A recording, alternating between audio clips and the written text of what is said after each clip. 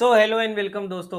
आज मैं आप लोगों के लिए एक ज़बरदस्त टॉपिक पर एक ज़बरदस्त वीडियो लेकर आया हूँ, जिसमें ना आपकी ट्रेडिंग के लिए आपकी जो ट्रेडिंग होती है ना, वो उसको एक अलग दिशा मिलने वाली है। देखिए, आज जिस मैं टॉपिक पर बात करने वाला हूँ ना, वो है आरएसआई डाइवर्जेंस का। और आरएसआई डाइवर्जेंस के ऊपर ना लोग जो है अलग-अलग तरीके की वीडियोज़ बनाते हैं, अलग-अलग टाइप से आपको एक्सप्लेन करते हैं। बट आज की वीडियो में मैं जो आप लोगों को टॉपिक बताने वाला हूँ, जो आपको टेक्नीक बताने वाला हूँ ना, वो एक ज़बरदस्त टेक्नीक है। उस पे अगर आपने काम किया, उसपे आपको इतने ज़बरदस्त रिज़ल्ट्स देखने को मिलेंगे ना, ऐसी टेक्नीक है जिसपे आपको 1:5, 1:6 के ट्रेड्स जो हैं आपको आराम से मिल सकते हैं और कई बार तो इससे भी ज़्यादा के ट्रेड्स आपको यहाँ पर मिल जाएँगे। क्या आप ऐसी टेक्नीक को जानना चाहते हो? तो बस आपको एक छोटा-सा काम करना है, इस वीडियो को एंड तक पूरा ज़रूर देखना है। आज की वीडियो में मैं आप लोगों के साथ पहले पार्ट में शेयर करूँगा कि आपको कैसे आरएसआई डाइवर्जेंस के ऊपर आप कोई भी शॉर्ट ट्रेड यानी कि पहले सेल करके और फिर बाय करके पहले आपको शॉर्ट का ट्रेड करना है, यानी कि पहले आपको स्टॉक में सेलिंग करनी है और उसके बाद थोड़े टाइम बाद जैसे आपका टारगेट अचीव हो जाए, आपको बाय करके प्रॉफिट बुक करना है। यानी कि आपको शॉर्ट सेलिंग करके कैसे प्रॉफिट कमाना है। और सेकंड पार्ट में हम देखेंगे कि कैसे हम बाय करके जो है किसी भी ट्रेड को उसको आरएसआई डाइवर्जेंस के ऊपर बाय करके किस टाइप से प्रॉफिट कमा सकते हैं। और साथ ही में मैं आप लोगों के सामने कि कैसे आपको स्टॉप लॉस मैनेज करना है, कैसे आपको रिस्क मैनेज करना है, क्या आपका रिस्क रिवॉर्ड होना चाहिए, ये सब चीज़ें जो है मैं आप लोगों के साथ आज की वीडियो में डिस्कस करने वाला हूँ। इस वीडियो को एंड तक पूरा ज़रूर देखिएगा और एक भी पार्ट इसका मिस बिल्कुल भी मत कीजिएगा। आरएसआई के ऊपर ये मास्टर क्लास जो है आप लोगों को ट्रेडिंग की लाइफ में जो है, ट्रेडिंग करियर में जो है 4 चाँद लगा सकती है और आपकी ट्रेडिंग को कहाँ से कहाँ पहुँचा सकती है। ये एक पूरा कंप्लीट मॉडल होने वाला है। इसके अलावा आपको आरएसआई डाइवर्जेंस का जो हम आज टेक्नीक यूज़ करने वाले हैं, उसके अलावा आपको कोई भी एक्स्ट्रा इंडिकेटर की ज़रूरत नहीं है, कोई भी एक्स्ट्रा आपको टाइम फ्रेम नहीं देखना, कुछ और चीज़ें आपको इस जो आज हम वीडियो में स्ट्रैटेजी के बारे में बात करने वाले हैं ना, इसके अलावा आपको किसी भी पॉइंट को, किसी भी इंडिकेटर को जो है रेफर बिल्कुल नहीं करना। चलिए दोस्तों, बिना किसी देरी के सीधा चलते हैं अपनी स्क्रीन पर और देखेंगे कि किस टाइप से आपको आरएसआई के ऊपर ट्रेड करना है और कैसे आप लोगों को जो है स्टॉप लॉस और अपने रिस्क को जो है मैनेज करना है। तो चलिए फ्रेंड्स, अब हम आ गए अपनी स्क्रीन पर और जैसा कि आप देख सकते हैं कि हमारे सामने प्रकाश पाइप का एक चार्ट खुला हुआ है। अब सबसे पहले आपको आरएसआई डालनी कैसे है, तो आरएसआई डालने के लिए आपको क्या करना है, इंडिकेटर्स पर जाना है। वहाँ पर आपको सिंपल आरएसआई सर्च करना है और उसमें ना आपको आरएसआई, अगर आप आरएसआई की नहीं, आरएसआई की जगह अगर रिलेटिव स्ट्रेंथ इंडेक्स भी डालेंगे ना, तो इसमें देखिए आपको कितने सारे टाइप के रिलेटिव स्ट्रेंथ इंडेक्स यानी कि आरएसआई के जो इंडिकेटर्स हैं वो नज़र आएँगे। बट आपको कौन-सा सिलेक्ट करना है, आपको ये प्लेन वाला सिलेक्ट करना है। सिंपल वाला जो जो होता है वो सिलेक्ट करना है और उसमें आपको एक छोटी-सी चीज़ एडिट करनी है। इसमें आप देखोगे कि जब आप इसकी सेटिंग्स खोलोगे ना, तो इसमें आपकी एसएमए जो है 14 की लेंथ है। तो आपको क्या करना है, आपको हमारे को एसएमए वाली लेंथ ही नहीं चाहिए, हमारे को सिर्फ़ आरएसआई का चार्ट चाहिए। तो हम आरएसआई के जो ये येलो वाला जो येलो ग्राफ आ रहा है ना, येलो लाइन आ रही है, इसको हम हटा देते हैं। हमने जैसे ही यहाँ पर अनटिक किया, ओके किया, तो आप देख सकते हैं कि यहाँ पर अब हमारे सामने केवल एक ही लाइन है जो है सिंपल आरएसआई की। सबसे पहले हम आरएसआई की वैल्यूज़ को समझते हैं। आरएसआई कुछ इस टाइप से डिज़ाइन किया गया है कि इसकी वैल्यूज़ हमेशा आपको 0 से लेके 100 के बीच में ही नज़र आने वाली है। अब ऊपर आपको एक ना आपको ये सामने आपके स्क्रीन पर ये कुछ कवर्ड एरिया, कलर्ड एरिया जो है वो नज़र आ रहा है। इसमें ऊपर की लाइन होती है 70 की और नीचे की लाइन होती है 30 की। जैसे ही स्टॉक की वैल्यू, आरएसआई की वैल्यू जो है 70 के ऊपर जाती है, तो उसे उस एरिया को 70 की लाइन को जो है वो ओवरबॉट एरिया माना जाता है। ओवरबॉट का मतलब होता है कि at this point of time यहाँ पर जो है इस स्टॉक में ओवर परचेजिंग हो गई है, यानी कि ज़रूरत से ज़्यादा परचेजिंग हो गई है। और ऐसे ही सिमिलरली ये नीचे वाली लाइन जो है 30 की लाइन को हम कहते हैं ओवरसोल्ड, ओवरसोल्ड लाइन। यहाँ पर मतलब होता है कि यहाँ पर जितनी ज़रूरत थी ना, उससे ज़्यादा, ज़रूरत से ज़्यादा सेलिंग हो गई है, तो यहाँ से अब कभी भी शेयर जो है वो घूम सकता है। अब नॉर्मली पहले बात करें कि नॉर्मली जो एक ट्रेडिशनल वे है स्टॉक मार्केट में आरएसआई को देखने का, वो ये है कि 70 से ऊपर जाए आरएसआई तो उसको बेच दो और 30 से नीचे गिरे, 30 से नीचे गिरे तो वहाँ से हमारे को यहाँ पर परचेजिंग करनी है। यानी कि अगर शेयर का जैसे यहाँ पर था 12 अप्रैल के आसपास, अगर यहाँ से 70 से ऊपर जाए और ज़रा-सी नीचे आए तो वहाँ पर हमारे को सेलिंग करनी है, 70 के ऊपर हमारे को कुछ नहीं करना, वहाँ से घूमते ही हमारे को सेल करना है। और सिमिलरली 30 से नीचे जाए तो हमें कुछ नहीं करना, जैसे ही वो वहाँ से घूमेगा ना तो हमें परचेजिंग करनी है। ये होता है एक ट्रेडिशनल तरीका आरएसआई के ऊपर काम करने का, आरएसआई के ऊपर ट्रेड करने का। बट आज की वीडियो में मैं आप लोगों के सामने सबसे पहले तो ये मिथ दूर करने वाला हूँ कि इस अगर आप टेक्निक पर काम करेंगे ना, तो इस स्ट्रैटेजी के ऊपर ये 70-30 या फिर कई लोग जो है 80-20 60-40 अलग अलग तरीके से यूज करते हैं। बट इस स्ट्रैटेजी के ऊपर ना आपका एक भी नया पैसा जो है वो नहीं बनने वाला। अगर आप केवल ओवरबॉट और ओवरसोल्ड लेवल्स को देखकर उसके हिसाब से ट्रेड करेंगे ना, कि कब आपको बाइंग करनी है और आपको कब शॉर्ट करना है, तो उस हिसाब से आपका ट्रेड जो है कभी भी आपको उसमें नया पैसा जो है नहीं मिलेगा। हाँ, हो सकता है कि 1-2 बार आपको ट्रेड में प्रॉफ़िट ज़रूर हो जाए, लेकिन लॉन्ग टर्म में यानी कि 1-2 महीने बाद भी अगर आप इसके एक्सेल शीट बनाकर काम करेंगे ना, तो उसमें आप देखेंगे कि आपको नेट में लॉस ही हो रहा होगा। तो चलिए, अब हम समझते हैं कि कैसे हमारे को आरएसआई के ऊपर ट्रेड करना है। सबसे पहली चीज़ आपको जो दिमाग में रखनी है, वो ये रखनी है कि हमारे को इसमें कैंडलस्टिक चार्ट्स पर नहीं, बल्कि हमें इसमें लाइन चार्ट पर ट्रेड करना है। यानी कि सबसे पहले हम लाइन चार्ट्स को देखेंगे और उसके बाद हमें जो सबसे पहली चीज़ देखनी है, अभी हम शॉर्ट साइड गए यानी कि सेलिंग साइड का हम ट्रेड देखने वाले हैं और अभी हमारे सामने है प्रकाश पाइप का चार्ट। अब आपको क्या देखना है, जैसा कि अब आप यहाँ पर देख सकते हैं, 1 सितंबर के आसपास प्रकाश पाइप्स के डेली चार्ट पर पीक बनी थी, जिसकी वैल्यू थी 188 रुपीज़ की। उसके बाद नेक्स्ट पीक बनी थी 194 रुपीज़ की 15 सितंबर को। और वहीं पे आप कॉरेस्पॉन्डिंग अगर आप आरएसआई की वैल्यूज़ देखेंगे ना, तो पहले 1 सितंबर के आसपास थी आरएसआई की वैल्यू 69.93। आप यहाँ पर आरएसआई की वैल्यूज़ जो है चेक कर सकते हैं। मैं इसको थोड़ा ऊपर कर देता हूँ। सो आप यहाँ पर देख सकते हैं कि आरएसआई की वैल्यूज़ आपको नज़र आएँगी। अब 1 सितंबर को आप देख सकते हैं कि इसकी वैल्यू थी 69.93 की। और जब दूसरी पीक बनी थी 15 सितंबर को, उस टाइम पे आरएसआई की वैल्यू थी 65 की। डाइवर्जेंस का मतलब होता है कि जब कोई शेयर जब शेयर का प्राइस एक अलग दिशा में मूव कर रहा हो और आरएसआई की वैल्यू जो है एक अलग दिशा में, यानी कि दोनों की डायरेक्शंस जो है वो अलग अलग होती हैं। वैसे आप नॉर्मली देखोगे ना, तो आरएसआई और प्राइस का चार्ट जो है आप लोगों को ऑलमोस्ट सेम देखने को मिलेगा। बट कभी कभार यहाँ पर ये डाइवर्जेंस हो जाती है, यानी कि प्राइस अलग दिशा में जा रहा होता है और आरएसआई जो है अलग डायरेक्शन में जा रही होती है। सो उस टाइम पर हमारे को जो है ऐसी ट्रेड की अपॉर्चुनिटीज मिलती है। अब आपको क्या करना है, सबसे पहले मैं आप लोगों के लिए एक बार मार्क कर देता हूँ। इस टाइप से आप देख सकते हैं कि ये जा रही है हमारा प्राइस एक अप ट्रेंड में, वहीं पे आरएसआई की वैल्यूज जो है यहाँ पर जा रही है एक डाउन ट्रेंड में। जब पहली पीक दूसरी पीक से नीचे होगी प्राइस में, लेकिन आरएसआई में फर्स्ट पीक जो है सेकंड पीक से ऊपर होगी, तो इसे कहते हैं हम आरएसआई डाइवर्जेंस। और अब हमें करना है शॉर्ट का ट्रेड। तो शॉर्ट हमें करना है इसके इन दोनों पीक्स के बीच में, जो यहाँ पे बॉटम बना है ना, लेटेस्ट बॉटम जो है उसके नीचे हमें शॉर्ट करना है। और शॉर्ट करने के बाद हमारा स्टॉप लॉस क्या होना चाहिए उसके बारे में हम बाद में बात करते हैं। बट फिलहाल अभी इसकी जो टारगेट होना चाहिए ना, टारगेट होगा आपका, शॉर्ट आपने करना है हमेशा इस पॉइंट के नीचे। ये नहीं है कि डाइवर्जेंस बनी तभी हमें यहाँ पर शॉर्ट करना है, आपको ऐसा बिल्कुल भी नहीं करना। क्योंकि कई बार ऐसा होता है कि आरएसआई अपने आप ना यहाँ पे डाइवर्जेंस तो एक बार दिखा देती है, बट ये जो सपोर्ट है ना, ये सपोर्ट की लाइन नहीं टूटती और आरएसआई यहीं से वापस घूम जाती है और प्राइस भी यहीं से वापस एक ही डायरेक्शन में मूव करने लग जाते हैं। सो अगर आपने उस केस में कभी भी आपने शॉर्ट कर दिया ना, कि डाइवर्जेंस देखी और शॉर्ट कर दिया, तो वहां पर आपको कभी ना कभी ऐसा भारी नुकसान भी देखने को मिल सकता है। अब आते हैं इस केस पे। तो इस केस में आपको शॉर्ट करना है इस जो ब्रेकडाउन आया ना, ये लास्ट सपोर्ट का ब्रेकडाउन, उसके नीचे आपको शॉर्ट करना है। और टारगेट होगा आपका नेक्स्ट मेजर सपोर्ट लेवल। जैसा कि हम यहाँ पर देख सकते हैं, नेक्स्ट मेजर सपोर्ट लेवल जो है वो है कुछ इस लेवल्स के अराउंड। तो ये होगा हमारा टारगेट। अब बात करें स्टॉप लॉस की, कि आपको किस टाइप से अपने स्टॉप लॉस को, अपने रिस्क को जो है मैनेज करना है, तो उसके लिए आपको एक और इंडिकेटर डालना होगा जिसका नाम है ATR, एवरेज ट्रू रेंज। आपको इस इंडिकेटर को साथ में डालना है और जिस लेवल पर ब्रेकडाउन आया ना, उस लेवल पर आप ATR की, अच्छा ATR में भी आपको एक चेंज करना है कि यहाँ पर ATR को आपको डिफ़ॉल्ट सेटिंग जो आएगी वो 14 की आएगी, बट आपको इसको 10 पर कन्वर्ट करना है, 10 पर चेंज करना है।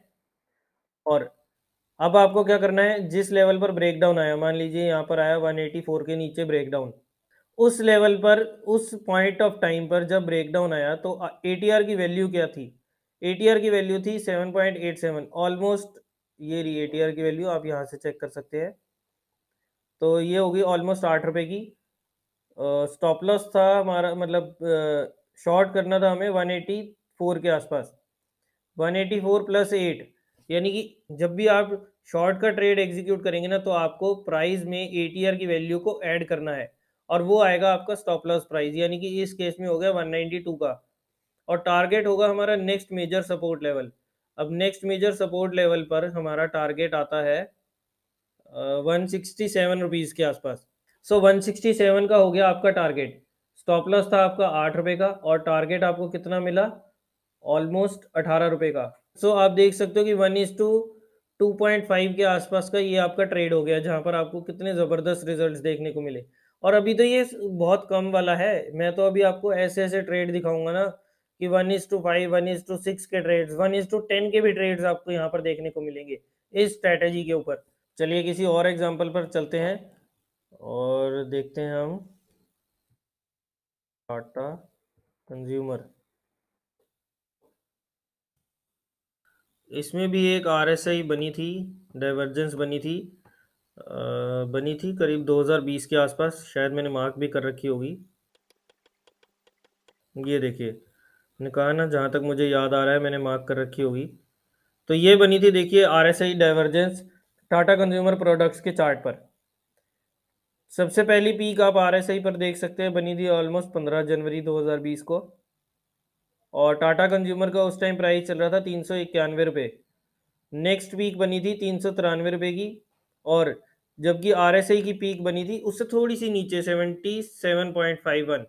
पहली पीक थी 83 पर, और अगली बनी 77.51 पर। अब आप देखोगे कि यहाँ पर एक ना मल्टीपल पीक्स जो है बनती जा रही है, और यहाँ पर मल्टीपल डाइवर्जेंस होती जा रही है। नेक्स्ट पीक बनी थी 396 के लेवल्स पर, पिछली पीक थी 393 पर, और नेक्स्ट पीक बनी थी 396.7, यानी कि 397 के आसपास, और उस टाइम आरएसआई की वैल्यू थी 68 की। अब हमारे को क्या करना है, हमारे को जब भी ट्रेड करना है ना, तो इसमें बॉटम देखेंगे। इन दोनों पीक्स के बीच में जो बॉटम आया वो आया हमारा 372 के आसपास। सो 372, यानी कि 372 के नीचे ऑलमोस्ट 371 पर हम यहाँ पर शॉर्ट करेंगे। सिस्टम हमारा वही रहने वाला है, जिस टाइम शॉर्ट करेंगे उस टाइम हमारा जो एटीआर की वैल्यू है 10 पीरियड का एटीआर की, उसको हम प्राइस में ऐड करेंगे 367 प्लस ऑलमोस्ट 11-12 रुपये। तो हम 380 का हम स्टॉप लॉस मान के चलते हैं। अब देखिए सेलिंग आपकी हो सकता है 367 पर हो, 365 पर हो, सो आप उस हिसाब से अपना देख सकते हैं। लेकिन जो आपका स्टॉप लॉस होगा वो ब्रेकडाउन के लेवल में आपको एटीआर की वैल्यू ऐड करनी है, और उसके बाद टारगेट होगा हमारा, नेक्स्ट मेजर टारगेट जो होगा वो वाला था, यही ये वाला आपका मेजर सपोर्ट लेवल था, और वो होगा हमारा टारगेट लगभग 250 के आसपास। अब यहाँ पर आप देखो, मैं पहले ये वाली लाइन हटा देता हूँ। अब यहाँ पर आप देखो कि कितना ज़बरदस्त ट्रेड आपको देखने को मिला। 11-12 पॉइंट्स का रिस्क था, और मिलने को आपको 120 रुपये के आसपास मिले। तो 1:10 का ट्रेड हो गया। कितना ज़बरदस्त रिटर्न जो है हमारे को इसमें देखने को मिले। कुछ ही टाइम में शेयर बिल्कुल औंधे मुंह गिरा था, और वहाँ पर हमारे क्या ज़बरदस्त 1:10 का रिस्क रिवॉर्ड था। अच्छा चलिए, अगर आप सेफ साइड भी लेके चलेंगे ना, तो भी अगर हम लेटेस्ट सपोर्ट भी ले, तो भी 311 रुपये का टारगेट था हमारा। उस टाइम हो गया ऑलमोस्ट 60 रुपये का। तो फिर भी उस टाइम पर भी 1:5 का रिस्क रिवॉर्ड हमारा बनता है। अब 1:5 के रिस्क रिवॉर्ड कुछ कम होते हैं क्या? यहाँ तो मार्केट में लोग 1:1.5 के ट्रेड्स पर भी काम करने को तैयार बैठे हैं, 1:2.5 के ट्रेड्स पर भी काम करने को तैयार बैठे हैं। तो 1:5 के ट्रेड्स अगर हमारे को ऐसे मिल जाए, अगर आप ऐसे ट्रेड्स पर काम करेंगे ना, तो मेरी गारंटी है कि आपका धरती की ऐसी कोई भी ताकत नहीं है जो आपको पैसा कमाने ना दे। इस टाइप के ट्रेड्स आपको फाइंड आउट करने हैं। सो आई होप कि आपको आज का जो मैं कंसेप्ट समझाना चाहता था ना, वो आपको समझ आया होगा कि किस टाइप से आपको आरएसआई डाइवर्जेंस पर शॉर्ट के ट्रेड्स कैसे एग्जीक्यूट करने हैं। नेक्स्ट वीडियो में हम देखेंगे कि कैसे हमारे को आरएसआई के ऊपर बाइंग के ट्रेड्स करने हैं। अब शॉर्ट्स के ट्रेड जो हैं आप हमेशा डेरिवेटिव्स में कर सकते हैं, डेरिवेटिव्स में करना, मतलब डेरिवेटिव्स में ही कर पाएँगे हम शॉर्ट के ट्रेड। इसमें आपको एक चीज़ का ध्यान रखना है कि कभी भी आप शॉर्ट के ट्रेड करें ना, तो ऑप्शंस के ज़रिए बिल्कुल भी मत कीजिए। हमेशा या तो आप कैश मार्केट में, अगर आपका पैसा कम है, इंट्राडे में कर रहे हैं, तो आपका उसी दिन पर पोज़ीशन जो है स्क्वायर ऑफ हो जाएगी। लेकिन अगर आप डेली बेसिस के हिसाब से या वीकली चार्ट्स के हिसाब से भी काम कर रहे हैं ना, तो आपने कभी भी ऑप्शंस में काम नहीं करना। हमेशा आपको फ्यूचर्स में काम करना है, अगर आपके रिस्क कैपिटल इतनी है कि आप इस टाइप से काम कर सकते हो। अब बात करें आपको स्टॉप लॉस कैसे मेंटेन करना है। स्टॉप लॉस आपका होना चाहिए, जितना भी आपने एक कैपिटल आपको पहले निकाल के रखनी है। मान लीजिए आपने सोचा कि भाई मैं 10,000 रुपये डुबाने को तैयार हूँ, मेरी टोटल कैपिटल है अभी 1 लाख की, उसमें से मैं 10,000 रुपये पर रिस्क ले सकता हूँ। अब 10,000 का तो हो गया आपका टोटल रिस्क कि आप डुबाने को तैयार हो, लेकिन क्या आप ये हमेशा एक ट्रेड में डुबाने को तैयार बैठे हो? बिल्कुल भी नहीं। एक ट्रेड में हम इतना पैसा कभी भी रिस्क पर नहीं लगाएंगे। अपनी रिस्क कैपिटल का हमेशा आपको 2% आपको अपना स्टॉप लॉस का अमाउंट रखना है। यानी कि अगर आपने दो 10,000 रुपये का करा ना, तो आपका 2% की वैल्यू होती है 200 रुपये। यानी कि आपने एक ट्रेड में हमेशा सिर्फ 200 रुपये का रिस्क लेकर चलना है। और जैसे-जैसे आपको कॉन्फिडेंस बढ़ता जाएगा, आप धीरे-धीरे करके इस रिस्क को जो है थोड़ा-थोड़ा बढ़ा भी सकते हैं। जब आपका रिस्क कैपिटल थोड़ी बढ़ जाएगी, ऊपर से आपको प्रॉफ़िट देखने को मिलेगा, पता चलेगा कि कैसे ये आरएसआई डाइवर्जेंस जो है काम करती है, तो उस टाइम आपकी रिस्क रिवॉर्ड रेशियो जो है ना, वो भी थोड़ी इंक्रीज़ हो जाएगी। अब 1:5, 1:4 के ट्रेड्स अगर आपको 50-50% भी मिले ना, यानी कि 50% ट्रेड्स आपके एग्जीक्यूट हुए और उसके बाद आपको प्रॉफिट देकर गए और 50% में आपको लॉस हुआ, तो आप समझ सकते हो कि 1:5 का आपको टारगेट मिल रहा है और 1 का आपका जा रहा है, तो भी आपको कम से कम नहीं तो अगर आपने 100 रुपए का रिस्क लिया है ना, तो यहाँ पर आपको 500 रुपए मिलेंगे और यहाँ पर आपके 100 रुपए जाएँगे। तो आप समझ सकते हो कि उस टाइम पर भी हर 2 में से 1 ट्रेड भी अगर आपका ठीक होता है ना, और हम मरे से मरा 1:3 का भी रिस्क रिवॉर्ड लेके चलें, यानी कि मिलने को 300 रुपए और जाने को सिर्फ 100 रुपए, तो 300 यहाँ पर मिले, 100 यहाँ पर गए, तो भी हमारे को 2 ट्रेड्स के अंदर 200 रुपए मिल रहे हैं। सो इस टाइप के ट्रेड जो हैं आप आराम से कर सकते हैं। आपको इस टाइप से अच्छा, एटीआर के बारे में अगर किसी को कन्फ्यूजन है कि कैसे आप एटीआर लगा सकते हैं या क्या एटीआर के बारे में कैसे यूज़ करना चाहिए, तो आप एक डेडिकेटेड वीडियो आई थी अभी, जिसमें मैंने आपके सामने 2 स्टॉप लॉस इंडिकेटर्स का बारे में बात करी थी। आप इस वीडियो को एक बार ज़रूर चेकआउट कीजिए। इसमें एटीआर के बारे में डिटेल में समझाया गया है कि किस टाइप से आपको एटीआर लगाना है और उसको यूज़ करना है। तो आज का सेशन तो अभी फ़िलहाल यहीं तक था। बस आपको एक बार मैं रिवाइज़ करवा देता हूँ, समराइज़ करवा देता हूँ कि किस टाइप से आपको ट्रेड्स करने हैं। जब भी आप बियरिश ट्रेड देखेंगे ना, तो आपको हमेशा पहले ये देखना है कि पहली पीक और दूसरी पीक, पहली पीक कम होनी चाहिए, दूसरी पीक उससे ज़्यादा होनी चाहिए। वहीं पर कॉरेस्पॉन्डिंग जो हमारी आरएसआई की वैल्यूज़ होगी, पहली पीक पर ज़्यादा होगी, नेक्स्ट पीक पर उससे कम होगी। तो ये होती है हमारी आरएसआई डाइवर्जेंस। आपको शॉर्ट करना है जब भी ब्रेकडाउन आएगा उसके बाद। लोग ना इस पॉइंट को बिल्कुल भूल जाते हैं कि ब्रेकडाउन वाले लेवल को। लोग सोचते हैं कि आरएसआई डाइवर्जेंस आई और यहाँ पर हमने शॉर्ट कर दिया, बिल्कुल नहीं। हमें हमेशा शॉर्ट करना है इस डाइवर्जेंस के बाद, जो ये ब्रेकडाउन आएगा अगर वो सपोर्ट तोड़ता है तो। उसके बाद हमें यहाँ पर सपोर्ट पर शॉर्ट करना है। स्टॉप लॉस होगा हमारा ब्रेकडाउन की वैल्यू प्लस एटीआर का जो प्राइस है उस टाइम, जो करंट एटीआर चल रहा है वो हम ऐड करेंगे और वो होगा हमारा स्टॉप लॉस। टारगेट टारगेट होगा हमारा मेजर नेक्स्ट सपोर्ट लेवल।